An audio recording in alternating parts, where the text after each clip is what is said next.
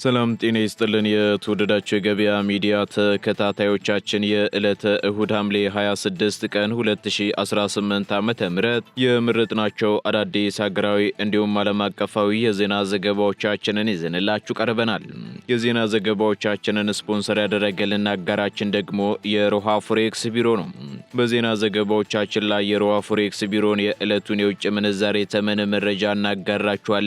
በቅድሚያም አርዕስቶችን ለተለያዩ አንቀሳቃሾችና አምራች ኢንተርፕራይዞች የተላለፉ መስሪያ ቦታዎችን፣ ሼዶችንና ሱቆችን ለታለመላቸው ተግባር ሳይውሉ በተገኙ ዜጎች ላይ እርምጃ በመውሰድ መስሪያ ቦታውን ለሌሎች ዜጎች እንዲተላለፍ ማድረጉን የከተማዋ የመስሪያ ቦታዎች ልማትና አስተዳደር ኤጀንሲ አስታወቀ። በተጨማሪም ኤጀንሲው በተጠናቀቀው በጀት ዓመት ከስራና ክህሎት ቢሮ ከኢንዱስትሪ ልማት ቢሮና ከከተማ ግብርና ኮሚሽን ጋር በመቀናጀት የመስሪያ ቦታ ማቅረቡ ተገልጿል። ሙሉ መረጃውን በዝርዝር እናጋራችኋለን። ከውጪ አሜሪካ የበርካታ ሀገራት ዜጎች ቪዛ ሲያመለክቱ ያስይዙት የነበረውን ገንዘብ ከ$15,000 ወደ $20,000 ወይንም ደግሞ ከ3.1 ሚሊዮን ብር በላይ ከፍ ልታደርግና ቋሚ አሰራር ልትዘረጋ መሆኑን የአሜሪካ የውጭ ጉዳይ መስሪያ ቤት አስታወቀ።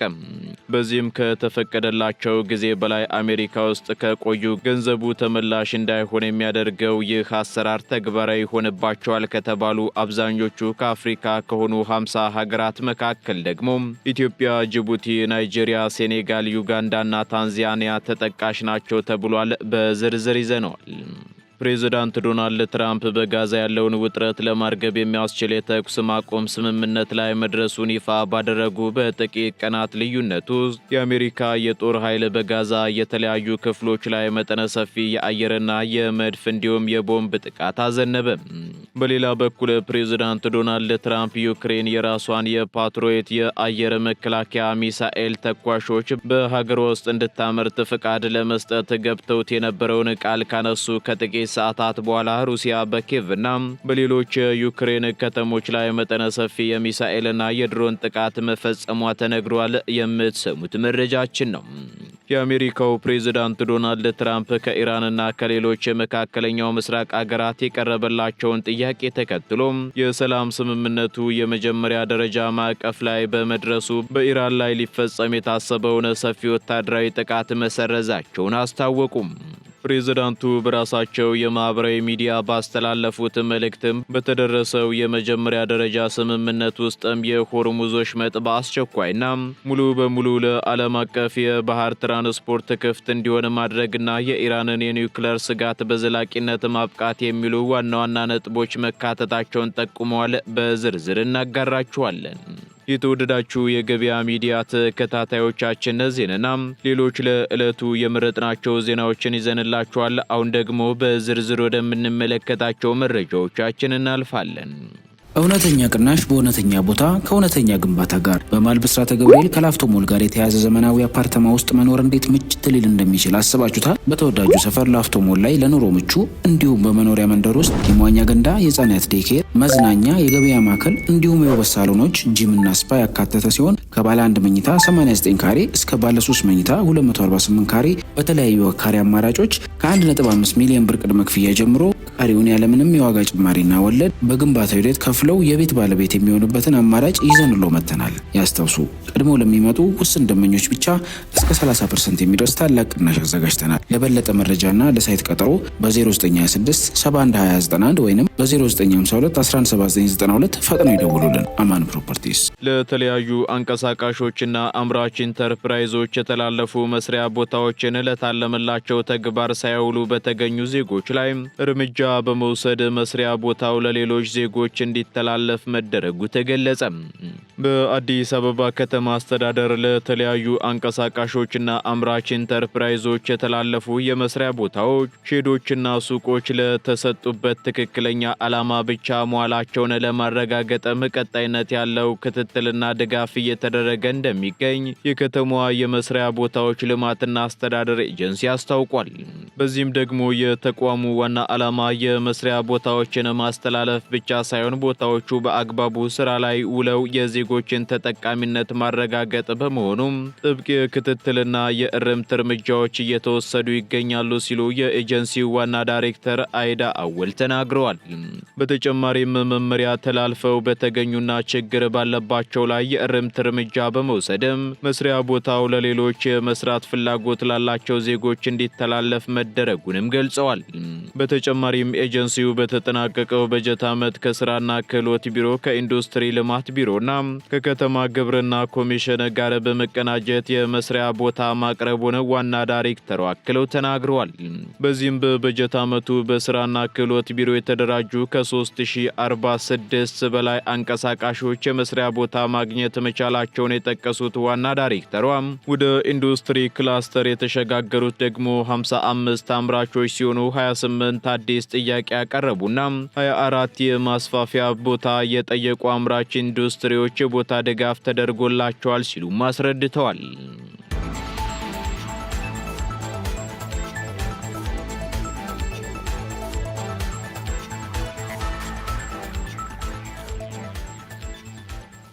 በ2018 በጀት ዓመት ከልማት አጋሮች የተገኘው የገንዘብ ድጋፍ ከተጠበቀው በላይ መሆኑን የገንዘብ ሚኒስቴር አስታወቀ።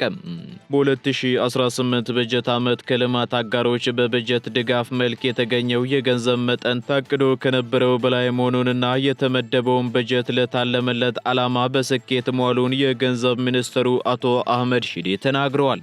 ሚኒስትሩ የገንዘብ ሚኒስቴርን የ2018 በጀት አፈጻጸምን በተመለከተ በሰጡት ማብራሪያ የተጠናቀቀው በጀት ዓመት እጅግ በጣም ስኬታማ እንደነበር ጠቁመው በተለይም መንግስት ከልማት አጋሮች በበጀት ድጋፍ መልክ እናገኛለን ብሎ ካሰበው በላይ የተገኘበት ዓመት መሆኑን ገልጸዋል። ከዚህም በተጨማሪ በሀገር ውስጥ ከታክስና ታክስ ካልሆኑ ገቢዎች የተሰበሰበው ገቢ ከፍተኛ እንደነበርና ይህም ደግሞ የዓመቱን የገቢ አፈጻጸም ስኬታማ እንዳደረገውም ተናግረዋል። በሌላ በኩል የተገኘው ሀብት በወጪ ረገድ በአግባቡ ስራ ላይ ስለመዋሉ ያነሱት ሚኒስትሩ 2018 የጸደቀው በጀት በተሟላ ሁኔታ ተግባራዊ መደረጉን ገልጸው በካፒታልም ሆነ በመደበኛ ወጪዎች እንዲሁም ለክልሎች የሚደረገውን የበጀት ዝውውር በተሳካ ሁኔታ በማስተላለፍ በጀቱ ለታለመለት የልማትና የአስተዳደር ዓላማ እንዲውል መደረጉንም ጠቁመዋል። በተጨማሪም 2018 የበጀት ዓመት የማክሮ ኢኮኖሚ ማሻሻያ ሪፎርም አፈጻጸም ውጤታማ እንደነበር ያነሱት አቶ አህመድ በተለይም የዋጋ ንረትን በመቆጣጠር የሀገር ውስጥ ገቢን በማሳደግና ከልማት አጋሮች ጋር የሚደረጉ ትብብሮችን በማጠናከር በኩል አስተዋጽኦ ማበርከቱን አክለው ገልጸዋል።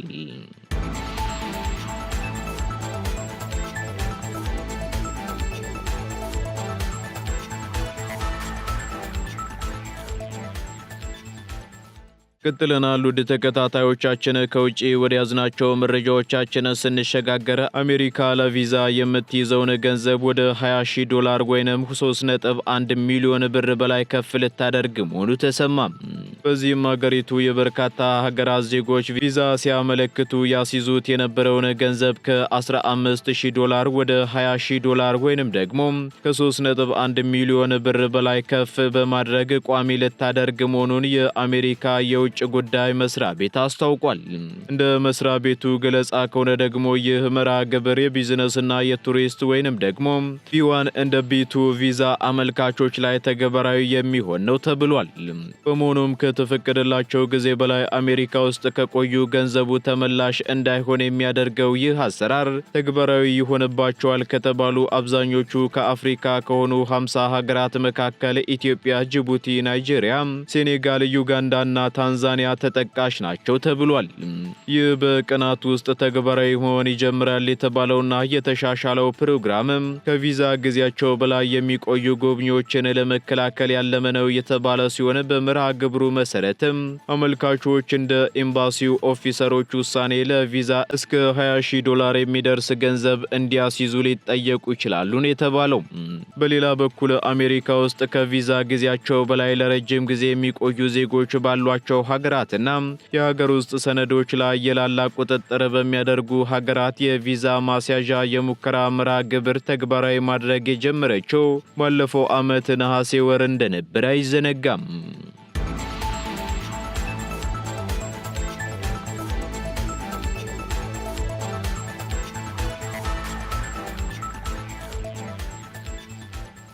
እስራኤል ፕሬዝዳንት ዶናልድ ትራምፕ የሰላም ስምምነት መደረጉን ካወጁ በኋላ በጋዛ ላይ ከባድ የቦምብ ጥቃት ፈጸመች። የአሜሪካው ፕሬዝዳንት ዶናልድ ትራምፕ በጋዛ ያለውን ውጥረት ለማርገብ የሚያስችል የተኩስ ማቆም ስምምነት ላይ መድረሱን ይፋ ባደረጉ በጥቂት ቀናት ልዩነት ውስጥ የእስራኤል ጦር በጋዛ የተለያዩ ክፍሎች ላይ መጠነ ሰፊ የአየርና የመድፍ ጥቃት ፈጽሟል። በዛሬው ዕለት በተካሄደው በዚህ ከባድ ጥቃትም በርካታ ፍልስጤማውያን ሕይወታቸውን ያጡ ሲሆን ቁጥራቸው በርካታ የሆኑ ሰዎች ደግሞ ከባድ ጉዳት እንደደረሰባቸው ከአካባቢው የሕክምና ምንጮች የተገኘው መረጃ ያመለክታል። ጥቃቱ በተለይም በጋዛ ከተማ በዴር አልባላህ እንዲሁም በስደተኞች ካምፖች በሚገኙ መኖሪያ ቤቶችና የሕዝብ መሰብሰቢያ ቦታዎች ላይ ያተኮረ እንደነበር ተገልጿል።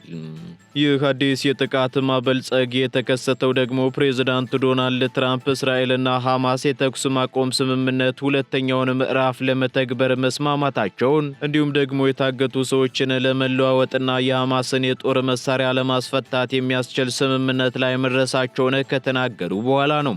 ሆኖም ግን በመሬት ላይ ያለው እውነታ እንደሚያሳየው በሁለቱም ወገኖች መካከል ያለው ወታደራዊ ግጭት አልቆመም ነው የተባለው። የእስራኤል ወታደራዊ አዛዦችም ስለ ጥቃቱ ዝርዝር ምክንያትና ግብ እስካሁን የሰጡት መግለጫ ባይኖርም የሐማስ ክንፍ በበኩሉ የተፈጸመውን ጥቃት በመኮነን የስምምነቱን መንፈስ የሚጻረር ነው ሲልም ከሷል። በጋዛ የሚገኙ ነዋሪዎችና የእርዳታ ድርጅቶች ደግሞ የቦምብ ጥቃቱ መጠናከር ተስፋ ተጥሎበት የነበረውን የሰላም ሂደት አደጋ ላይ እንዳይጥለው ስጋታቸውን እየገለጹ ይገኛሉ።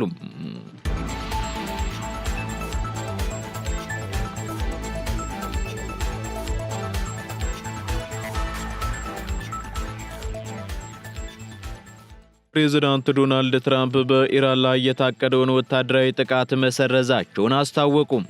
የዩናይትድ ስቴትስ ፕሬዝዳንት ዶናልድ ትራምፕ ከኢራንና ከሌሎች የመካከለኛው ምስራቅ አገራት የቀረበላቸውን ጥያቄ ተከትሎ የሰላም ስምምነቱን የመጀመሪያ ደረጃ ማዕቀፍ ላይ በመድረሱ በኢራን ላይ ሊፈጸም የታሰበውን ሰፊ ወታደራዊ ጥቃት መሰረዛቸውን አስታውቀዋል። ፕሬዝዳንቱ በራሳቸው የማህበራዊ ሚዲያ ባስተላለፉት መልእክት ከአዲሱ ውጥረት ታቀበው የነበረው ውጥረት በዲፕሎማሲያዊ መንገድ እንዲፈታ ኢራንና የቀጠናው ሀገራት ጥያቄ ማቅረባቸውን ገልጸዋል።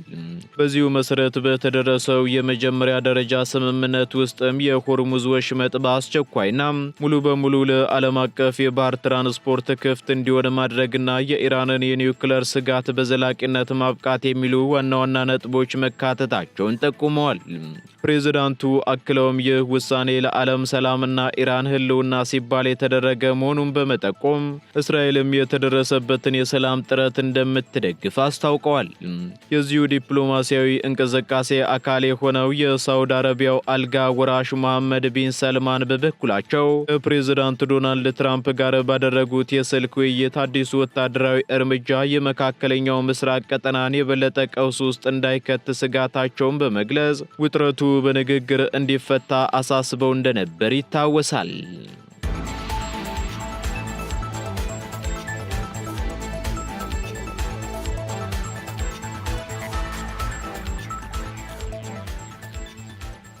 ትራምፕ ለዩክሬን የነበራቸውን የፓትሪዮት ሚሳኤል ድጋፍ ቃል ካነሱ በኋላ ሩሲያ በዩክሬን ላይ ከባድ የሮኬት ጥቃት ፈጸመች።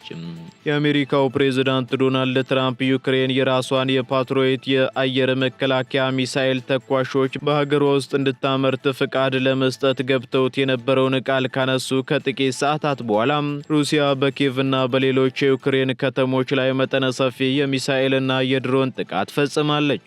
ፕሬዝዳንቱ የከፍተኛ ጦር መሳሪያ ቴክኖሎጂን ለሌላ ሀገር አሳልፎ መስጠት አደገኛ መሆኑን በመጥቀስም በፓትሪዮት ሚሳኤል አመራረት ላይ ምንም አይነት ስምምነት እንዳልተደረሰ አረጋግጠዋል።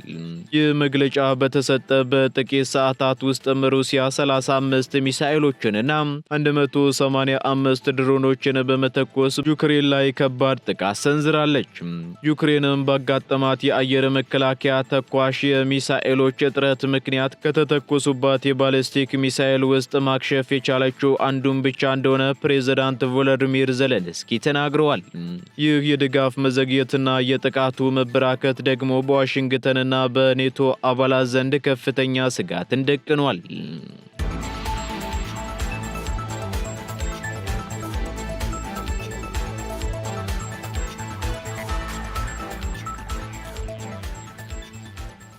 ቀጥለናል ውድ ተከታታዮቻችን። በመጨረሻም የሮሃ ፎሬክስ ቢሮን የዕለቱን የውጭ ምንዛሬ ተመን መረጃ እናጋራችኋለን። በዚህም አንድ የአሜሪካ ዶላር 177 ብር ከ11 ሳንቲም እየተገዛ 180 ብር ከ65 ሳንቲም እየተሸጠ ይገኛል። ፖንድ ስተርሊንግ 229 ብር ከ51 ሳንቲም መግዣው ሲሆን መሸጫው ደግሞ 234 ብር ከ10 ሳንቲም ሆኗል።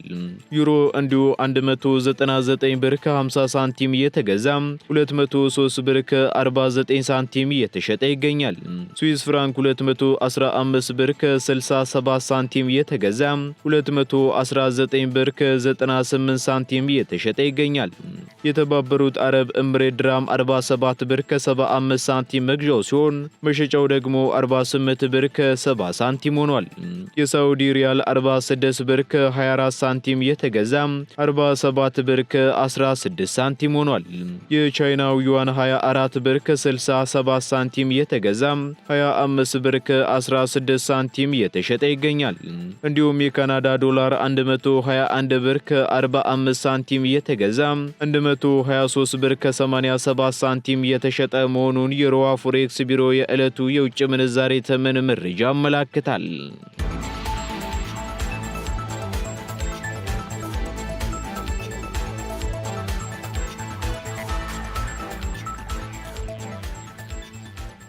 የተወደዳችሁ የገበያ ሚዲያ ተከታታዮቻችን ለዕለቱ የመረጥናቸው ዜናዎቻችን እነዚህን ይመስሉ ነበር። እንዲሁም አዳዲስ ኢኮኖሚያዊ፣ ማህበራዊና ፖለቲካዊ መረጃዎቻችንን ለማግኘት ታዲያም የገበያ ሚዲያን እንድትወዳጁ እንጋብዛለን። ሰናይ ጊዜን ተመኘን። እውነተኛ ቅናሽ በእውነተኛ ቦታ ከእውነተኛ ግንባታ ጋር በመሃል ብስራተ ገብርኤል ከላፍቶ ሞል ጋር የተያዘ ዘመናዊ አፓርተማ ውስጥ መኖር እንዴት ምችት ሊል እንደሚችል አስባችሁታል? በተወዳጁ ሰፈር ላፍቶ ሞል ላይ ለኑሮ ምቹ እንዲሁም በመኖሪያ መንደር ውስጥ የመዋኛ ገንዳ፣ የህፃናት ዴይኬር፣ መዝናኛ፣ የገበያ ማዕከል እንዲሁም የውበት ሳሎኖች፣ ጂምና ስፓ ያካተተ ሲሆን ከባለ 1 መኝታ 89 ካሬ እስከ ባለ 3 መኝታ 248 ካሬ በተለያዩ ካሬ አማራጮች ከ1.5 ሚሊዮን ብር ቅድመ ክፍያ ጀምሮ ቀሪውን ያለምንም የዋጋ ጭማሪና ወለድ በግንባታው ሂደት ከፍለው የቤት ባለቤት የሚሆኑበትን አማራጭ ይዘንሎ መጥተናል። ያስታውሱ፣ ቀድሞ ለሚመጡ ውስን ደንበኞች ብቻ እስከ 30% የሚደርስ ታላቅ ቅናሽ አዘጋጅተናል። ለበለጠ መረጃና ለሳይት ቀጠሮ በ0926 712091 ወይም በ0952 117992 ፈጥነው ይደውሉልን። አማን ፕሮፐርቲስ